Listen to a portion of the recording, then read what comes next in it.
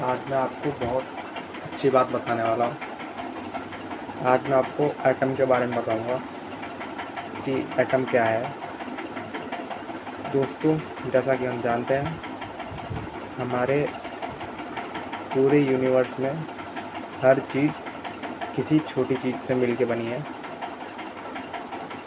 वही छोटी चीज़ बहुत बड़े अमाउंट में, बहुत ज़्यादा लार्ज अमाउंट में है तो एक चीज़ बनती है।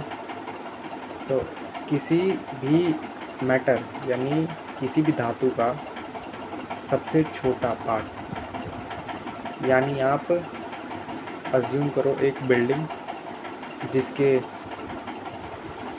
बिल्डिंग देखने में बहुत बड़ी लगती है, जो कि होती भी है, लेकिन वो भी बनी होती है ईंट से।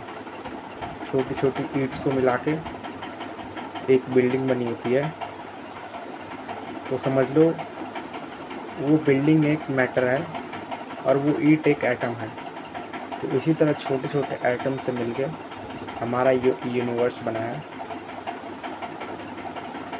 और एटम के बारे में हमें 90s से पहले नहीं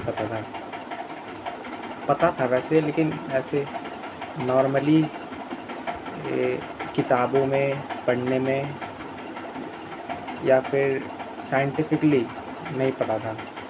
ऐसे देखा जाए तो हमारे पुराने ग्रंथों में इसको परमाणु कण के नाम से जाना जाता था।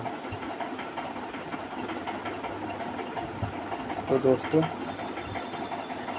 एटम के ऊपर 90s के बाद बहुत सारी खोजें हुई, बहुत सारी जानकारी इकट्ठा की हमारे साइंटिस्ट्स ने, और धीरे धीरे डेवलप हो रही थी हमारी दुनिया। तब एक महान साइंटिस्ट जिनका नाम था जेरी थॉमसन, जो कि पहले ऐसे व्यक्ति थे जिन्होंने एटम के बारे में सोचा, उन पे रिसर्च करनी चाहिए। तो उन्होंने एटम को स्टडी करना स्टार्ट कर दिया।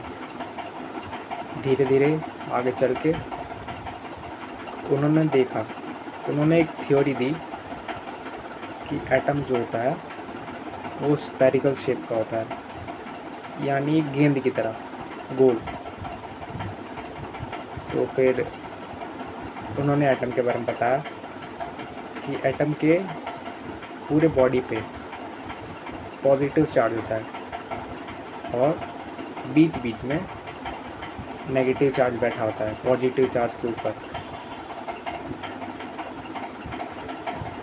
जिन्हें हम इलेक्ट्रॉन के नाम से जानते हैं। वैसे ये पहली थ्योरी थी, तो ज़्यादा इस पे ज़्यादा प्रूफ्स वगैरह नहीं थे।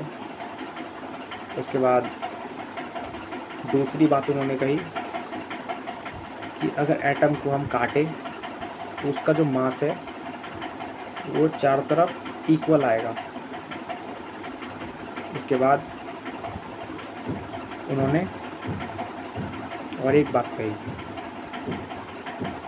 कि जो एटम है, अगर हम उसको काटें तो चारों हिस्सों में इलेक्ट्रॉन्स जो होंगे वो बराबर इक्वल पार्ट में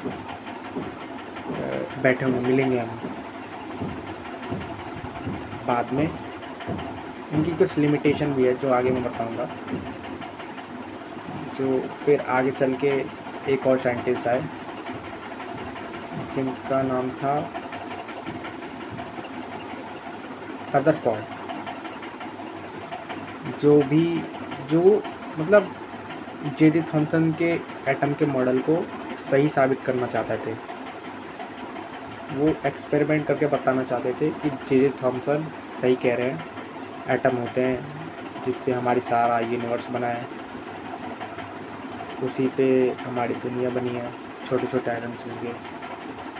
तो फिर वो एटम के बारे में और रिसर्च करने लगे और जानकारी इकट्ठा करने लगे। आगे हमें पता चला कि जो जेरी थॉमसन ने बात बताई थी, उन्होंने फिर एक एक्सपेरिमेंट किया रदरफोर्ड ने सही साबित करने के लिए जे थॉमसन को, कि जो उन्होंने बातें कही हैं कि स्फेरिकल शेप का होता है, चार्ज बराबर होता है, सारे बॉडी पे पॉजिटिव, ये सब साबित करने के लिए रदरफोर्ड ने एक एक्सपेरिमेंट किया, गोल्ड फॉइल एक्सपेरिमेंट। अभी ये एक्सपेरिमेंट क्या है वो मैं बता रहा हूँ। इस एक्सपेरिमेंट में हमें एक चैम्बर चाहिए होता है छोटा सा। मान लीजिए एक चैम्बर है, उस चैम्बर में एक इस पूरे एक्सपेरिमेंट में ऊपर से देखें तो हम गोल्ड फॉइल को लेंगे, उसके आर पार एक पतली सी गोल्ड फॉइल जिसके आर पार हमें H2 के पार्टिकल्स पास करवाने हैं। अगर वो सीधे निकल जाते हैं तो फिर अगर सीधे निकल जाते हैं तो एटम्स नहीं, आप देखिए पहले आप एक हीलियम के पार्टिकल्स को गोल्ड फॉइल से पास करवाएंगे। उसके बाद हमें बहुत सारा तो एक डिटेक्टर लगेगा जो कि डिटेक्ट करेगा कि जो हीलियम जो पार्टिकल्स है H+2 के वो पास हुए तो किस डायरेक्शन में गए। उससे हमें एटम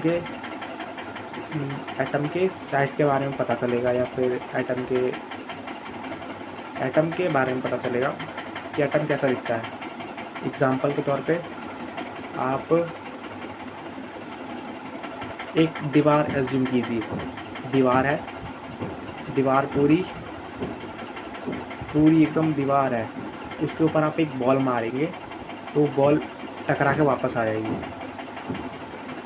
लेकिन अगर उस दीवार में छेद हुए तो बॉल बीच में दीवार में छेद हुए तो बॉल टकराएगी। आपका चांस हो सकता है कि अगर 10 में से 2 बॉल टकरा जाए, बाकी सब आर पार हो जाए क्योंकि दीवार में छेद है। ऐसे ही एटम के बारे में हमें जानने के लिए एटम जो गोल्ड फॉइल है उसके एटम्स पे +2 के +2 के वो भेजे हमने पार्टिकल्स, जिससे हमें पता चले कि वो पार्टिकल्स अगर टकराते हैं तो यानी पूरे एटम क्या हमें बने हैं, पूरा एटम पॉजिटिव चार्ज है, पूरा एटम मास से बना है पूरा। लेकिन जो रदरफोर्ड का एक्सपेरिमेंट था उसमें हमें एक बहुत ही ज़्यादा चौंकाने वाली चीज़ मिली कि जो गोल्ड फॉइल थी उस पे जो +2 के पार्टिकल थे वो आर पार हो जा रहे थे और सीधा जा रहे थे। यानी कि एटम्स के बीच में भी थोड़ी जगह होती है, यानी पूरा का पूरा मास जो है वो एटम पूरा जो है वो पूरा का पूरा मास से नहीं बना होता है, उसके चारों तरफ इलेक्ट्रॉन्स मूव कर रहे होते हैं। यानी ये बहुत ज़्यादा शॉकिंग न्यूज़ थी उस टाइम पे